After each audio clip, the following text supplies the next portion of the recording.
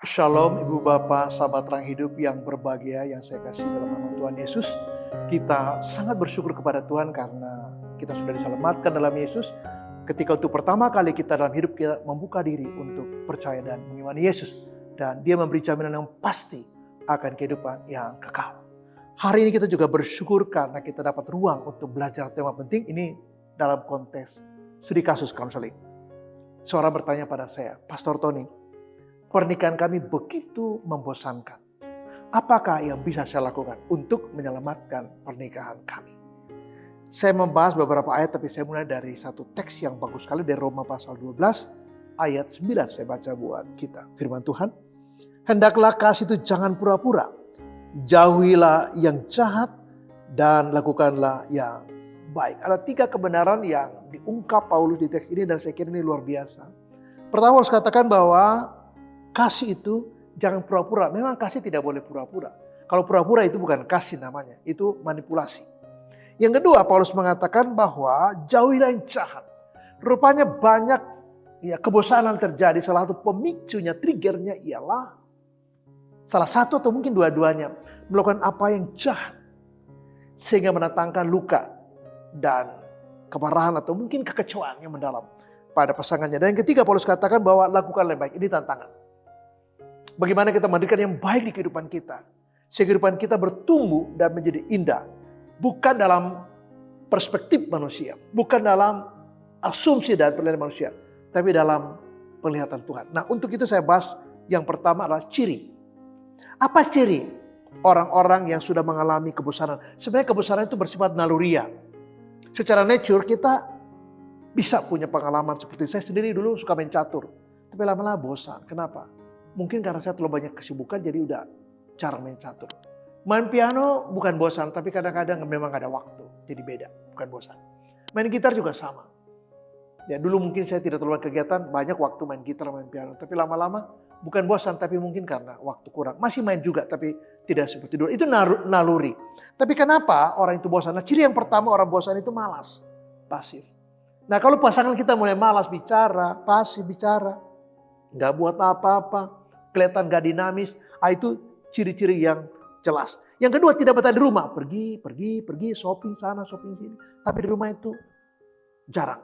Terus komunikasi memburuk, cenderung negatif. Kalau ditanya cuek, kalau ditanya marah, kalau ditanya ya tidak responsif. Dan mungkin ya kesannya gak baik. Nah juga cuek, gak begitu peduli, gak care. Nah kasih itu care. Tapi kalau orang tidak mulai care atau sudah mulai tidak peduli atau acuh, ini indikator bahwa dia mulai bosan. Ini tanda bahwa dia mulai bosan. Jarang bicara atau mungkin mendiamkan pasangan. Semuanya serba rutin, masing-masing sibuk sendiri. Mungkin melihat orang lain lebih bahagia daripada dirinya. Dia membanding-bandingkan dengan kondisi orang lain. Mungkin ada ketidakpuasan. Satisfaction itu rendah. Mungkin uang kurang, uang belanja kurang, dikasih telat. Atau mungkin dalam hubungan seksual. Mungkin ada ketidakpuasan. Atau mungkin karena berbagai perbedaan tipe orang. Yang satu terbuka, yang satu tertutup. Yang satu tipe A, yang satu tipe B. Ini istilah dalam psikologi. Yang A itu cenderung agresif, yang B cenderung tenang. Dan mungkin karena perbedaan-perbedaan seperti ini, mungkin juga sifat. Membuat bisa menjadi indikator bahwa kalau kita lihat tanda-tanda ini bisa jadi bahwa sudah ada perubahan ke titik di mana pernikahan ini membosankan. Pada titik tertentu bukan lagi membesarkan, ini membahayakan. Harus cepat ditangani. Kalau tidak, bisa akut dan malah fatal akibatnya. Pertanyaan saya, bagaimana cara mengatasi kebosanan dalam pernikahan? Nah saya baca satu ayat dari Kolose 3 ayat 14 firman Tuhan. Dan di atas semuanya itu kenakanlah kasih sebagai pengikat yang mempersatukan dan menyempurnakan. Ada 3 kata kunci di situ. Kasih sebagai pengikat. Kasih mempersatukan dan kasih itu menyempurnakan. Dalam terang ayat ini saya membahas beberapa hal. Untuk mengatasi bagaimana caranya. Nah perbaiki komunikasi. Coba terbuka antara istri ke suami, suami ke istri. Itu pertama. Yang berikut juga coba evaluasi semuanya. Apakah selama ini pernikahan kita monolog? Atau mungkin banyak kepahitan atau luka batin, inner healing. Atau mungkin merasa gak diperlukan. Beberapa orang mengatakan, Pak, saya ngapain di rumah Pak? Loh kenapa? Ini kan rumah Bapak. Iya. Tapi saya di rumah ini seperti tamu. Kok bisa?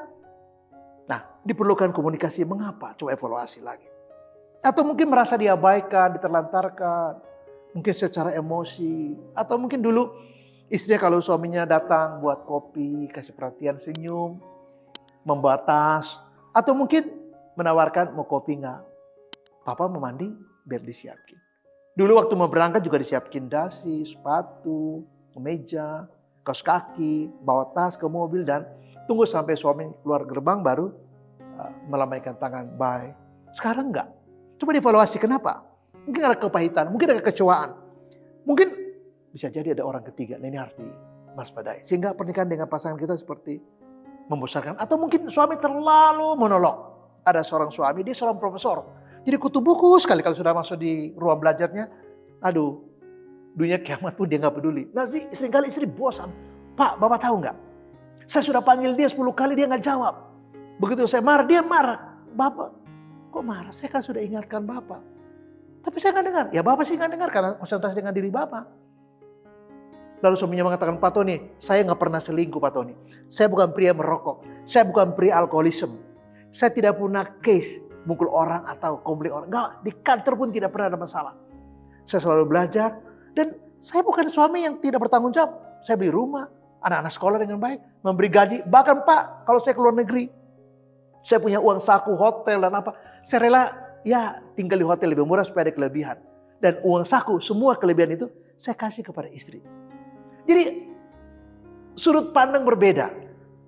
Jadi bagi istri sebenarnya itu semua baik. Tapi yang istri inginkan adalah coba kamu kalau sudah masuk ke ruang kamu tuh jangan dunia milik kamu. Lalu kita semua di sini kos. Kamu harus lihat bahwa kita juga di sini perlu kamu. Ya betul kita berterima kasih kamu pria yang baik, tidak pernah berselingkuh, tidak pernah marah-marah, tidak pernah emosional.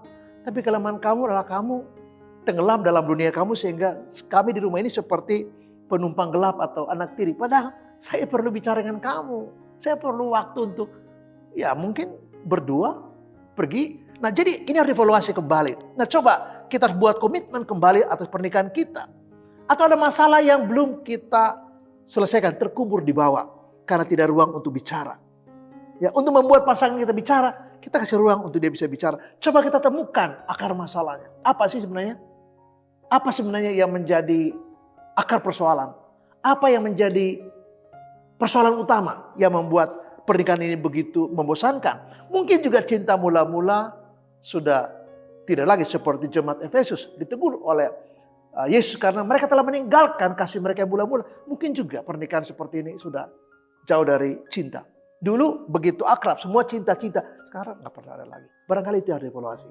Dan itu cara untuk menghadapi itu adalah tingkatkan kasih dalam Kristus. Hal yang ketiga adalah mungkin ini satu pertanyaan yang penting sekali, yang sangat krusial buat keluarga yang mungkin pernikahannya sudah begitu membosankan dan hambar. Yaitu apakah pernikahan kita, apakah suami atau istri sama-sama bahagia? Apa indikator dari kebahagiaan yang saya maksud? Ada 10 hal yang saya ingin katakan di sini. Yang pertama, orang bahagia itu dia bisa menerima dirinya. Kelebihan dan kekurangannya dia bisa terima dirinya. Kalau orang tidak bisa terima dirinya, dia sulit juga terima orang lain. Ingat bahwa Tuhan sudah menerima kita apa adanya dan kita belajar menerima diri kita, juga menerima pasangan kita dengan kekurangan dan kelebihan. Yang kedua bahwa orang bahagia itu dia selalu bersyukur. Dia bukan tipe orang yang menggerutu, mengeluh, bersungut-sungut, tapi bersyukur. Yang ketiga bahwa orang bahagia itu senang memberi. Dia suka memberi. Nah itu ciri orang bahagia ketiga. Nah yang keempat, orang yang bahagia itu adalah dia bertanggung jawab. Nah pernikahan yang tidak bertanggung jawab akan menimbulkan masalah. Dan mungkin salah satu adalah dampaknya kepada kebosanan. Jadi boring pasangannya. Yang kelima, bersuka cita. Nah orang yang bahagia itu selalu bersuka cita. Iya, dia happy, selalu dia bersuka cita. Ada joyful dalam hidupnya. Yang keenam, dia punya kesabaran. Dia punya self control. Dia tahu bahwa tidak segala sesuatu harus instan. Begitu berdoa, begitu amin, begitu dapat jawaban tidak. Seringkali ada proses yang panjang. Sehingga dia lebih punya self control, tidak mudah meledak dan emosi. Tapi juga dia punya kesabaran. Dan yang ketujuh adalah orang yang bahagia itu dia bersemangat. Dan dia mampu untuk menyemangati orang lain. Yang kedelapan, hatinya damai, tenang, membawa damai.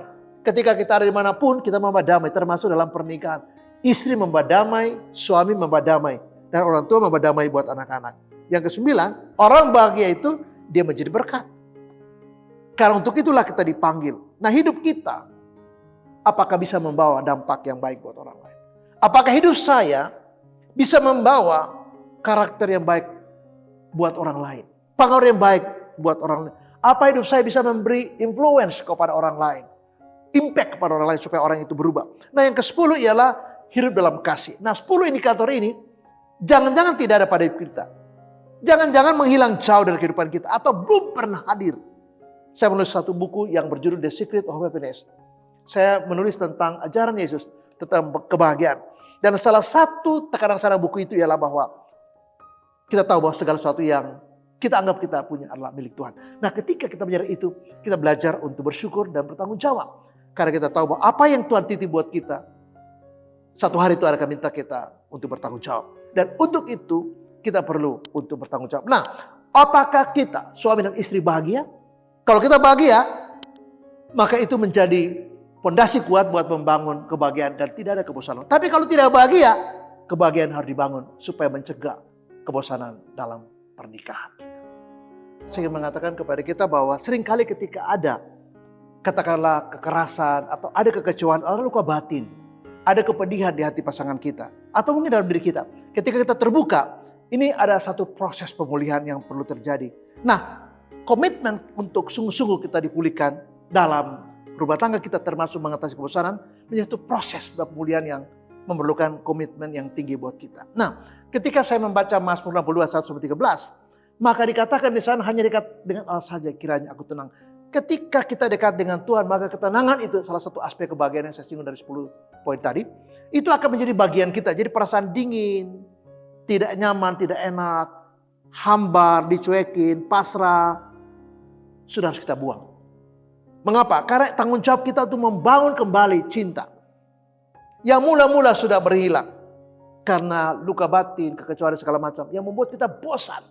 Yang membuat gak bergairah lagi hidup kita. Karena mungkin kita terluka. Nah perlu ada satu komitmen untuk lagi menghadirkan cinta yang mula-mula itu.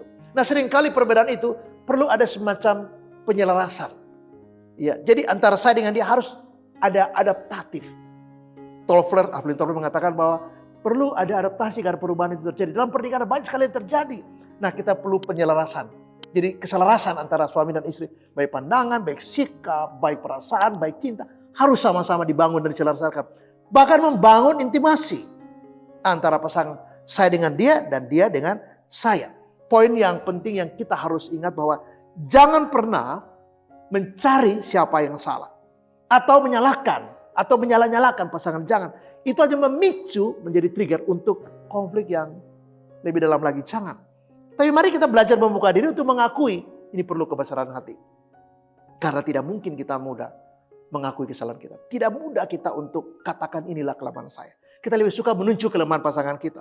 Mari kita belajar untuk bukan menyalahkan pasangan kita, tetapi kita belajar untuk berbesar hati, memiliki kebesaran hati, kebesaran jiwa, untuk mengakui ini loh kelemahan saya. Dan mengambil komitmen untuk berubah. Saya ingin mengatakan bahwa ciptakan hubungan yang baik. Hadirkanlah suasana harmonis dan cinta kasih dalam keluarga. Maka ini perlu usaha dan komitmen yang serius. Tentu tidak mudah. Seperti orang membolak-balikan tangan. Ini perlu perjuangan. Dan tidak sehari untuk menyelaraskan ini. Tidak sehari untuk menimbulkan intimasi ini. Menimbulkan cinta ini. Saling pengertian. Karena proses ini berjalan. Sejauh kita siap untuk membayar harga.